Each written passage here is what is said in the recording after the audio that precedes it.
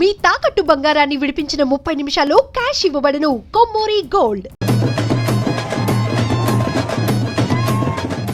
I pray for love, I pray for unity, I pray for peace, and I will do that because that's my rebellion. That's my revolution, bro. అందరికీ నమస్కారం. నేను Swaroopa Potlapalli. Welcome to Suman TV.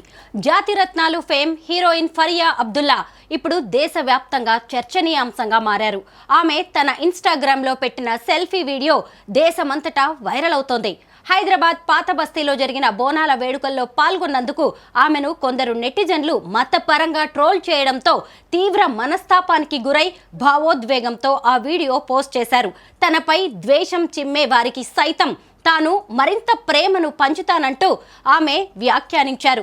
Selfie video post చేయడానికి ముందు August 15 రోజు BJP ఆధ్వర్యంలో నిర్వహించిన తిరంగా ర్యాలీలో politicians, సెలబ్రిటీస్తో కలిసి పాల్గొని ఫరియా తన దేశభక్తిని చాటుకున్నారు.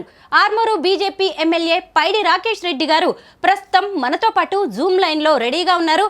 వారితో ఈ అంశం గురించి మాట్లాడదాం. సార్ నమస్తే. నమస్తే అండి. హీరోయిన్ అయిన ఫరియా అబ్దుల్లా బోనాలు వేడుకల్లో ఎంతో యాక్టివ్గా పాల్గొన్నారు. ఆమె వీడియోస్ చూసి మనమందరం కూడా సంతోషించాం. కానీ ఈ రోజుల్లో మంచిని చూసేవాళ్ళు చాలా తక్కువగా కనిపిస్తున్నారు సార్. అలాంటిది ఆమెకి మతాన్ని ముడిపెట్టి చాలా మంది ట్రోల్ చేశారు. దాని మీద ఆమె చాలా బాధపడుతూ వీడియో కూడా చేశారు. మీరు కూడా దాన్ని గమనించి ఉంటారు. దీని మీద మీ అభిప్రాయం ఏంటి? ఇప్పుడు ఒకటేనండి, ఆధునిక్ భారత్ 21వ సెంచరీలో భారత మాత ముద్దు బిడ్డ, మా అందరి ఆడపడుచు, మా భారత రక్తం.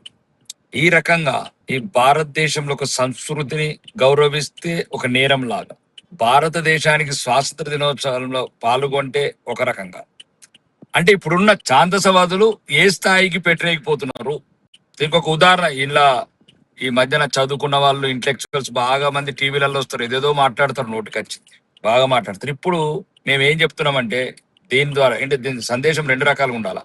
ఒకటి, ఫరియా అబ్దుల్లా గారి తండ్రి హిందూ. దయచేసి బహిరంగంగా పిలిపిస్తున్నాము, దయచేసి మీరు ఎడారి మతాల మీద ఏదో ఒక భ్రమలలో పోయి ఈ రకంగా మీ పుట్టిన బిడ్డలని ఈ రకంగా నరకం చూపించడం కరెక్ట్ కాదు.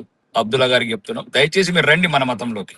మీరే కాదు, భారతదేశంలో ఇస్లాం మతంలో మారిన వాళ్ళందరూ మన మతంలోకి రండి. మన మతాన్ని మించింది ప్రపంచంలో ఏదీ లేదు. ఆది పరాశక్తిగా కొలిచే మతం, అమ్మల కన్నా అమ్మ ఒక తల్లిగా కొలిచే మతం, ఒక ఆడబిడ్డగా, కన్న తల్లిగా, కన్న కూతురుగా.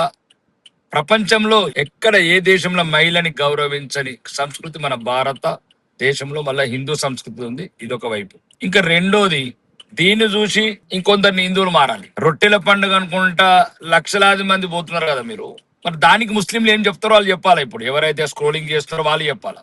దర్గాల చుట్టూ ఆ రొట్టెల పండుగ దొరకదు, ఇంకా ఈ ప్రపంచంలో రొట్టె ఒకటే, నెల్లూరు రొట్టె దొరుకుతుంది అన్నట్లు. అంటే వాళ్ళకు పరమత సహనం లేదు. మనం ఎట్లయితే హిందువులం దర్గాలకు, నెల్లూరు రొట్టెల పండుగకు పోయి, కడప దర్గాకు పోయి ఏ రకంగా అయితే మీరు ఆరాధిస్తున్నారో వాళ్ళ ధర్మాన్ని, వాళ్ళ మతాన్ని, వాళ్ళ ఒంట్లో ఒక్క 1% కూడా లేదు మన మతాన్ని సహనం చూపించడం, పరమత సహనం చూపించడం. కాబట్టి హిందువులు కూడా దయచేసి వాళ్ళు ఎట్లున్నారో మనం అట్లనే ఉందాం.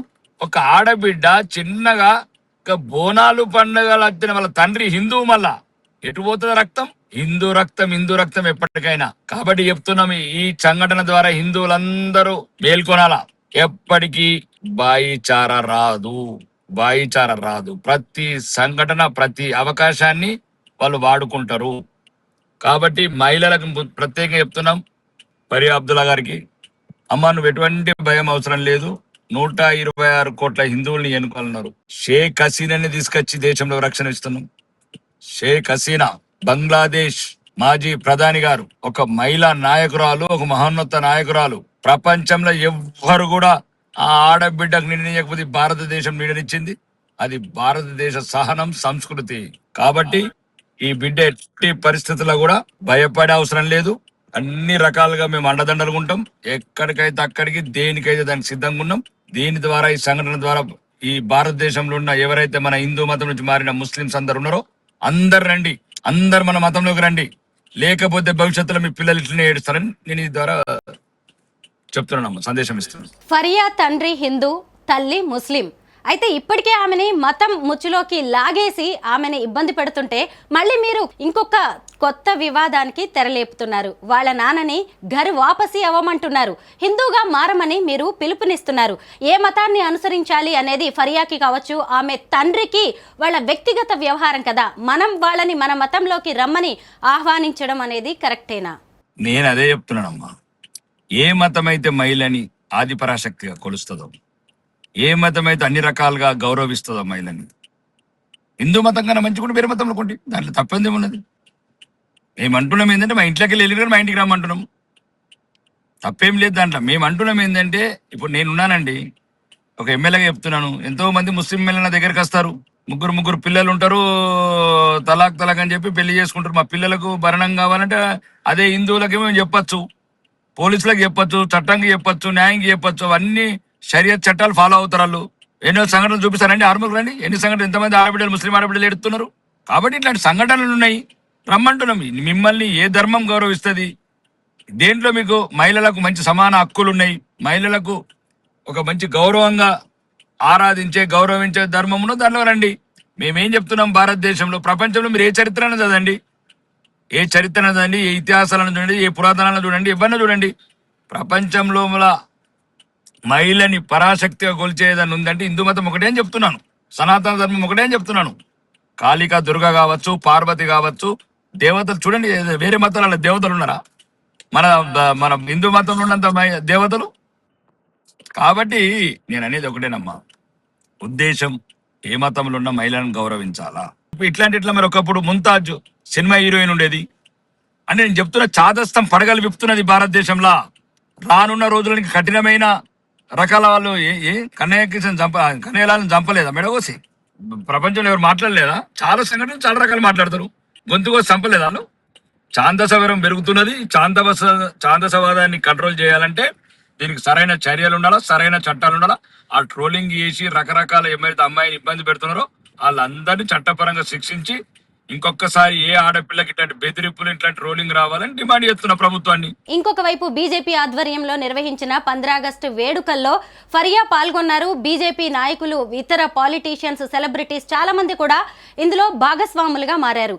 అంటే ఒకవైపు బోనాలు ఇష్యూ నడుస్తుండగానే ఆమె తన దేశభక్తిని 15 ఆగస్టు వేడుకల్లో పాల్గొని చాటుకున్నారు. అయితే ఇంకొక రకంగా దీన్ని మనం మాట్లాడుకోవచ్చా? హిందుత్వం వైపు అలాగే బీజేపీ వైపు ఫరియా అట్రాక్ట్ అవుతున్నారు అనుకోవచ్చా? ముస్లింలు దేశభక్తులు అయితే దేశం విడిపోయేది, ముస్లింలు సెక్యులర్లు అయితే జమ్మూ కాశ్మీర్ లో హిందువులను ఎల్లగొట్టారు, కాశ్మీర్ పండితులను చంపేవాళ్ళు. ద్విజాతి సిద్ధాంతం మీద విడిపోయిన ఈ దేశం. కాబట్టి మళ్ళీ అదే చెప్తున్నా అండి, భారత స్వతంత్ర ఉత్సవాల పాల్గొంటే కూడా అది కూడా నేరమైందంటే మీరు ఆలోచించుకోండి స్వరూపం. ఇది భవిష్యత్తులో ఎటువంటి సంకేతాలు ఇస్తుంది, ఈ దేశంకి ఎట్లాంటి సంకేతాలు ఇస్తుంది, ముఖ్యంగా మెజారిటీ హిందువులకు ఎట్లాంటి సంకేతాలు ఇస్తుంది? ఆ సంకేతాలనే పసిగట్టమంటున్నాం. మీరు నువ్వు బాయిచారా వాడికి లేనప్పుడు నువ్వెందుకు బాయిచారతో ఉంటావు? హిందూ ముస్లిం బాయి అని ఆడాలన్నప్పుడు నువ్వెందుకు అంటావు? అంటే రేవంత్ రెడ్డి అనుకుని మనకేం సంబంధం? రేవంత్ వద్దని అనుకుంటాడు, ఏదని అనుకుంటాడు, మనకేం సంబంధం హిందువులకు? నేను చెప్పేది ఇది వెరీ క్లియర్గా చెప్తున్నామండి. ఒకవేళ మీరు సబ్జెక్టే తీసుకుంటే కోట్లాది మందిని హిందువులకు చెప్తున్నాను, వాళ్ళు మన మతానికి మొక్కనప్పుడు, గౌరవించినప్పుడు, మన గుళ్ళలకు రానప్పుడు, మన ధర్మాన్ని అంగీకరించినప్పుడు మీరు ఎందుకు వెళ్తున్నారు దర్గాలకు, నెల్లూరు రొట్టెల పండుగలకు, కడప దర్గాలకు, ఈ దేశవ్యాప్తంగా ఉన్న అజ్మీర్ దర్గా ఎక్కడ ఏ దర్గాకైనా మీరు ఎందుకు వెళ్తున్నారు?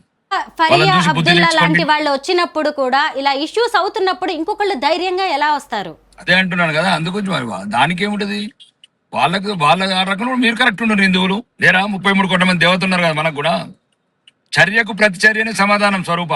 సహనం, మౌనం ఈ జాతి వినాశనానికి దారితీస్తుంది. ప్రభుత్వం వెంటనే ఎవరైతే ఈ ఫరియా అబ్దుల్లాని వేధిస్తున్నారో ఏ రాష్ట్రం నుండి ఆ రాష్ట్రంలో వాళ్ళందరినీ వెంటనే చట్టపరంగా అవసరమైతే కఠినమైన సెక్షన్లు పెట్టి ఇంకొకసారి ఎవ్వడు కూడా అమ్మాయిని, ఏ మహిళని ఈ రకంగా బెదిరించకుండా, ఈ రకంగా ట్రోలింగ్ చేయకుండా చర్యలు తీసుకోవాలని డిమాండ్ చేస్తున్నాం ప్రభుత్వాన్ని. హిందూ ముస్లిం బాయ్ బాయ్ ఇది ఇప్పటి నుంచి కాదు, శతాబ్దాలుగా, వేల ఏళ్లుగా మనం అందరం కలిసే ఉన్నాము, కలిసే ఉంటాం కూడా. ఇప్పుడు ఫరియా అబ్దుల్లా విషయంలో జరుగుతున్నది కూడా అదే. ఆమె తనకి ఇష్టం వచ్చిన పని చేసింది. ఎవరి జీవితాలు వాళ్ళవి, ఎవరికి నచ్చినట్టుగా వాళ్ళు ఉండొచ్చు. ఇదే సూత్రం, ఇదే కూడా మన మతానికి, ధర్మానికి వర్తిస్తుంది. ఎవరిని కూడా ట్రోల్ చేయాల్సిన అర్హత, హక్కు ఇంకొకళ్ళకి లేవు. ఫరియా మీద జరుగుతున్న ట్రోలింగ్ని ఇకనైనా ఆపాల్సిన అవసరం ఎంతో ఉంది. Thank you so much sir. ధన్యవాదాలు.